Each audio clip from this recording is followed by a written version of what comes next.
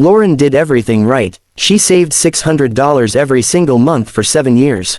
She skipped vacations. She delayed upgrades. She said no when it was hard. Today she has $52,000 sitting in a savings account earning 4%. Every financial expert she ever listened to told her the same thing: keep 6 months of expenses in cash. Her monthly expenses are $8,700. 6 months, $52,200. She hit the target. She felt secure. She felt disciplined. She felt like an adult who finally figured money out. But here's the question nobody asked her: what if the very strategy that makes you feel safe is quietly making you poorer? At 4% interest, her $52,000 earns about $2,080 per year. Sounds decent, right? But inflation is running at 6%. That means her purchasing power is shrinking by over $3,000 per year. In real terms, she's losing more than $1,000 annually while thinking she's winning. The number on her screen stays $52,000. It looks stable. It looks responsible. But what that $52,000 can buy is shrinking every single day. In 3 years, if inflation stays elevated, her emergency fund will feel more like $42,000 in today's dollars. Same number, less power, less protection. Her safety net isn't solid. It's slowly leaking value. And this is where most people get uncomfortable. Because the traditional emergency fund advice was created in a world where inflation hovered around 2%. In that world, earning 4% in a savings account meant you were actually growing slightly ahead of inflation. In today's world, 4% against 6% means you are going backwards. I'm not saying emergency funds are bad. They are essential, but blindly keeping all 6 months of expenses in cash, that's outdated thinking in an inflation-heavy environment. Here's the mindset shift. Emergencies are not one size fits all. A $500 car repair is an emergency. A 6-month job loss is also an emergency. But they are not the same type of emergency. One needs money today, the other unfolds over months. So why are we preparing for every emergency as if we need $50,000 in 48 hours? Most people never drain their entire emergency fund. Even during job loss, expenses are spread over time. Medical bills can often be negotiated. Major costs rarely demand the full 6 months immediately. Yet people sit on tens of thousands in cash earning less than inflation because it feels safe. But here's the truth about money and mindset. Cash feels safe because it doesn't fluctuate. Growth feels scary because it moves. The brain prefers stability over optimization. Inflation, however, doesn't care about your comfort zone. This is where the tiered emergency strategy changes everything. Instead of putting all $52,000 in one bucket, you layer it.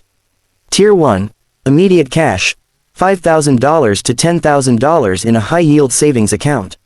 This covers small, urgent emergencies, car repairs, travel, minor medical bills. Money you might need this week. Tier 2, short-term bonds. Another $10,000 to $15,000 invested in stable bond funds that can be liquidated in a few business days. This covers medium-sized emergencies or the first month or two of job loss.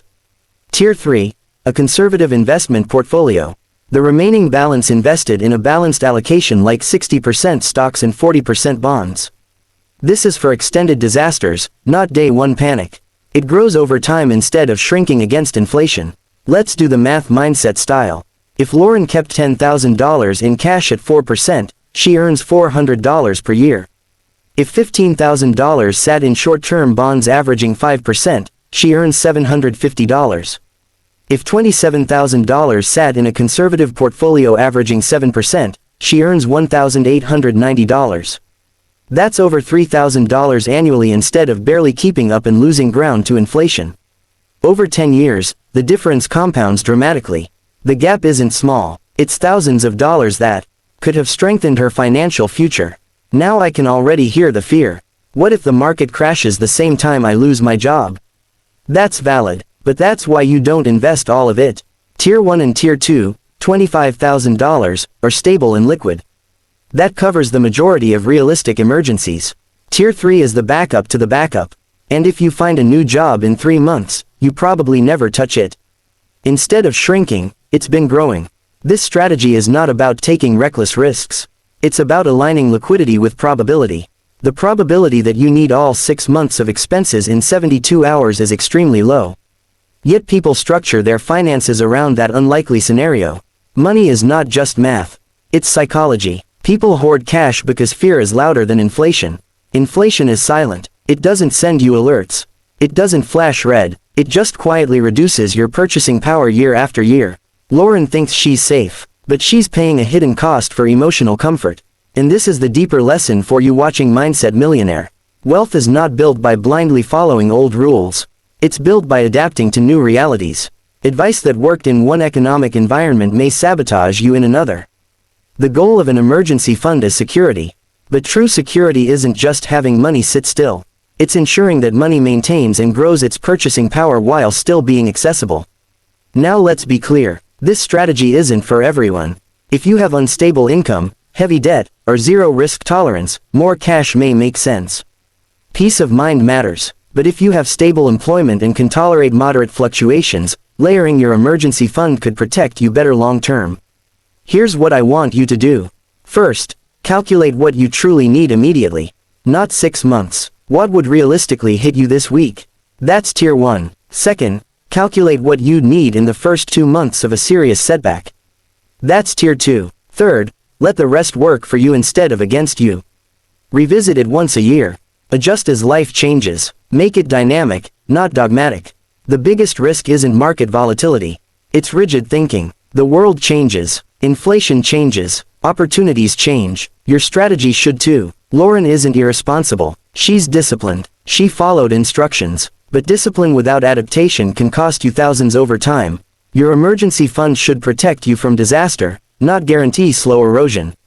Safety is not the same as stagnation.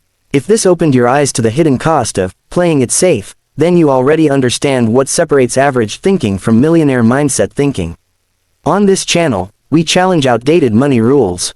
We question comfort zones. We build wealth with strategy, not fear. If you found value in this, make sure you like this video so more people can see it. Subscribe to Mindset Millionaire for more strategies that shift how you think about money. And drop a comment below, how much of your emergency fund is sitting in cash right now? Because the real question isn't whether you have a safety net. The real question is your safety net actually safe?